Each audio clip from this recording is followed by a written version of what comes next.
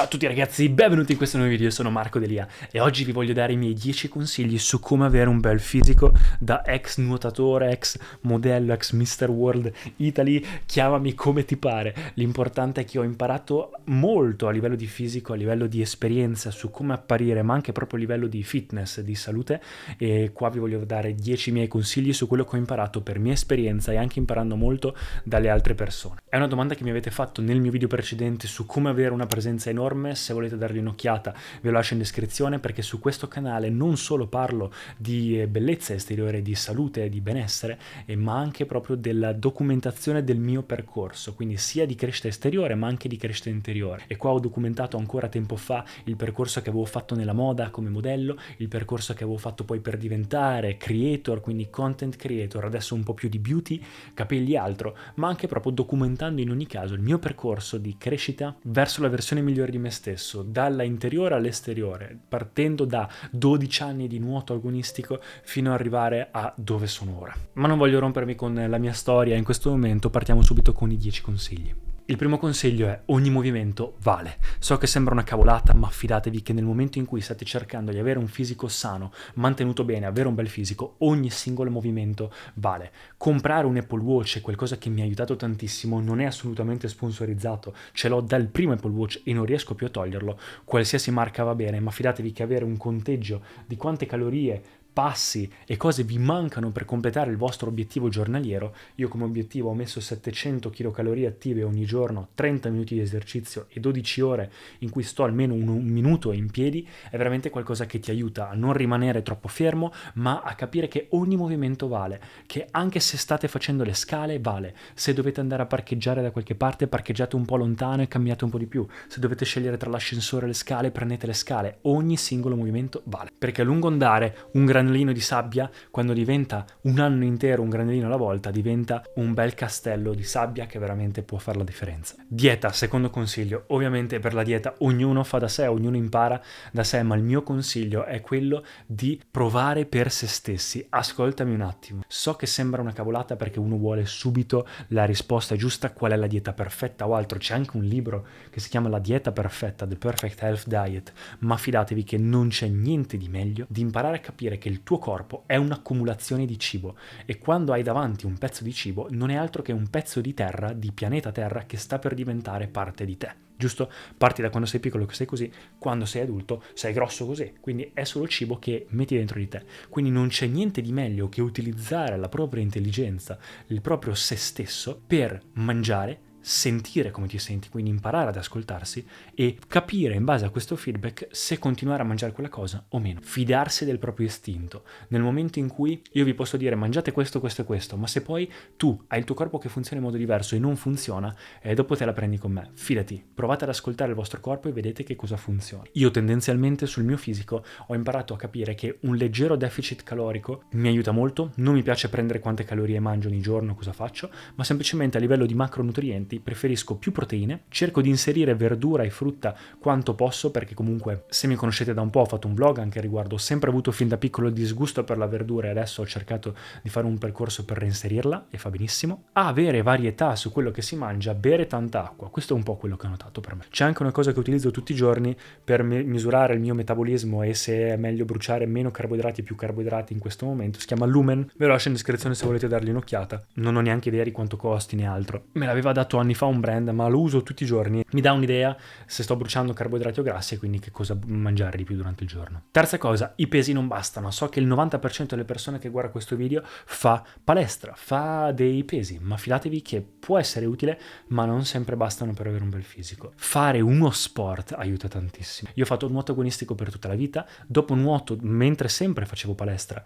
ho iniziato con Hatha Yoga, per poi fare kickboxing, per poi fare Krav Maga, fare comunque sempre attività fisica. Se uno piace andare a correre, se uno piace fare tennis, se uno piace sciare, non importa, l'importante è associare alla palestra e comunque all'allenamento di pesi, di forza, un qualcosa che ti renda il corpo comunque più flessibile, più sano, più reattivo, più forte, più agile e non per forza solo più grosso, più gonfio. perché la massa va bene averla se ti piace, ma ricordi che il tuo corpo, l'obiettivo è quello di renderlo leggero, l'obiettivo è quello di non averlo come fardello, ma come strumento per aiutarti ad andare dove vuoi, che abbia energia, che sia intenso e che sia uno strumento invece che un peso. La quarta cosa è il detox. Una cosa che ho imparato tantissimo è di detossificarsi ogni tanto, disintossicarsi o qualcosa del genere, quindi ovviamente evitare i cheat meal troppo spesso, magari una volta a settimana va bene anche per riattivare il metabolismo, utilizzare il trick di bere l'acqua appena svegli per attivare il metabolismo, questa cosa aiuta molto.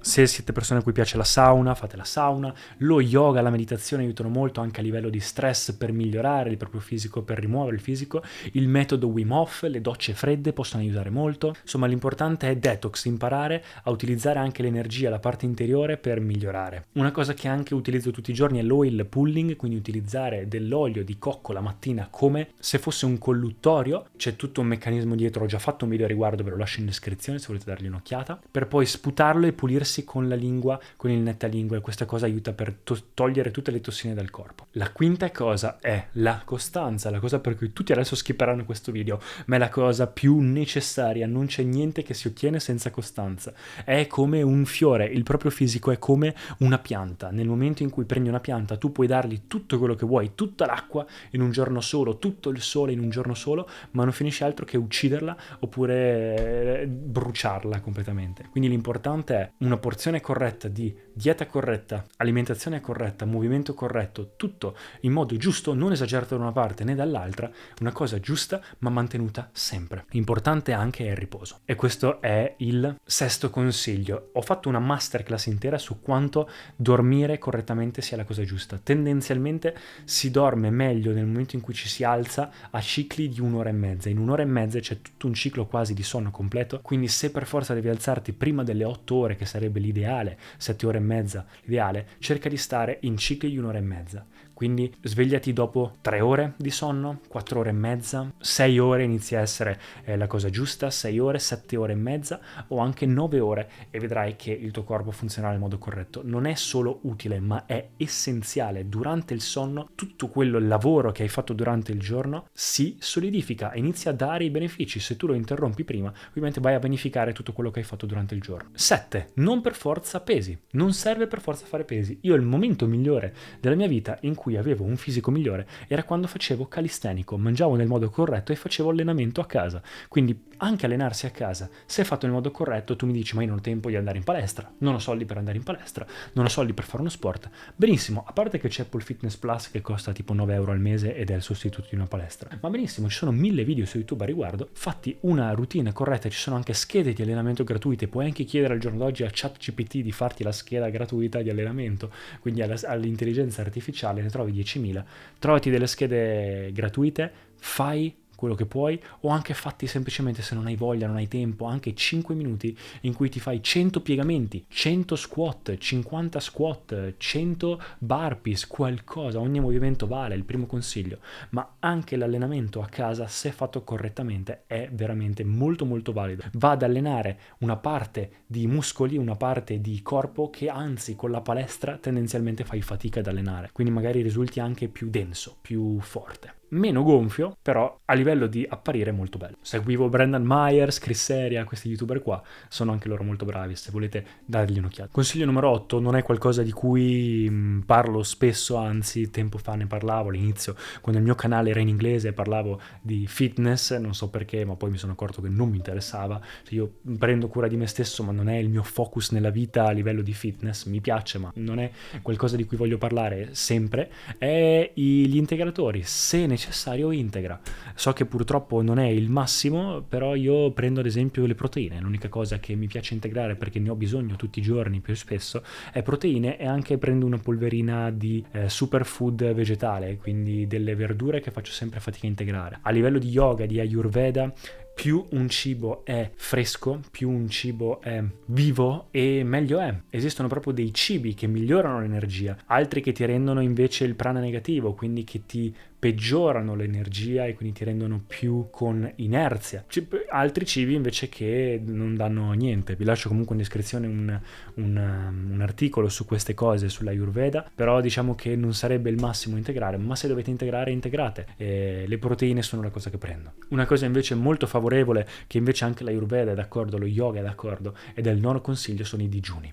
I digiuni, ragazzi, si chiamano Ekadashi. Non farli a caso, ma proprio utilizzare un sistema che è collegato, il nostro corpo, tutto il mondo, l'universo è collegato a quello che c'è attorno. Noi siamo collegati a tantissimo ai cicli. Tutto il mondo delle forme va a cicli. I cicli soprattutto riguardo il nostro sistema solare, quindi il Sole e la Luna. Tantissime cose nel nostro pianeta e anche il nostro sistema digerente e tanti sistemi sono collegati anche alle fasi lunari. Le fasi lunari hanno delle conseguenze anche sul nostro ciclo digestivo. Abbiamo un ciclo digestivo che ogni tot ha bisogno di un attimo di riposo dalla continua ingestione di cose. In questi momenti, se sei abbastanza consapevole e ti analizzi e ascolti il tuo corpo, ti accorgi durante questi giorni specifici in cui la Terra è in una posizione per cui non serve mangiare, anzi hai proprio bisogno di uno stacco, ti accorgi che non hai fame. Si può fare un digiuno intermittente, quindi anche quello di cercare di mangiare solo in una finestra oraria. Io cosa che faccio sempre, perché parto la mattina sempre con yoga, col mio sadhana, con la mia meditazione,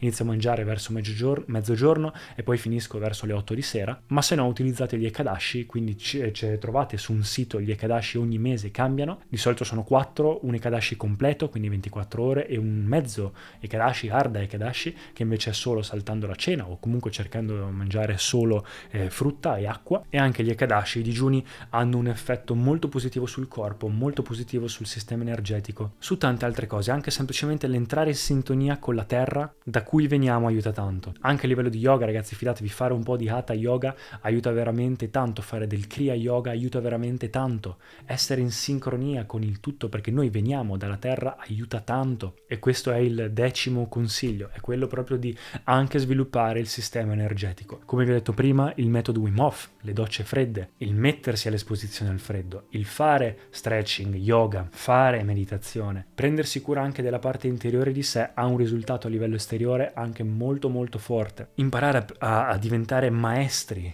del proprio corpo tramite degli strumenti adatti che sono proprio dati dal sadhana. Lo yoga è la via interiore verso questa maestria dei propri strumenti, la maestria verso se stessi, e non c'è insegnante migliore di una disciplina che parte da migliaia e migliaia di anni fa, partita in India, che è la base di tutta la spiritualità e comunque di arrivare alla versione migliore di se stessi per fare una cosa del genere. Ma se non vi interessa il percorso interiore, non è qualcosa che vi interessa, anche solo fare un po' di hatha yoga, quindi la parte fisica, fare il saluto al sole la mattina tutti i giorni quando vi alzate, 7-21 colpi di saluto al sole, Surya Kriya o comunque qualsiasi altra cosa è molto utile. Se invece vi interessa già solo una meditazione base, fare Isha Kriya, che è gratuita, oppure il metodo Wim Hof delle respirazioni. Io ho anche proprio tutta una breathing routine che vi posso lasciare in descrizione, e vi lascio in descrizione anche queste 2 meditazioni, possono aiutare molto. Ed ecco qua, ragazzi, l'ultimo consiglio extra è quello di ascoltare il vostro corpo. Come vi ho detto riguardo alla dieta, fidatevi, nel momento in cui guardate dappertutto le soluzioni, ok, si possono trovare,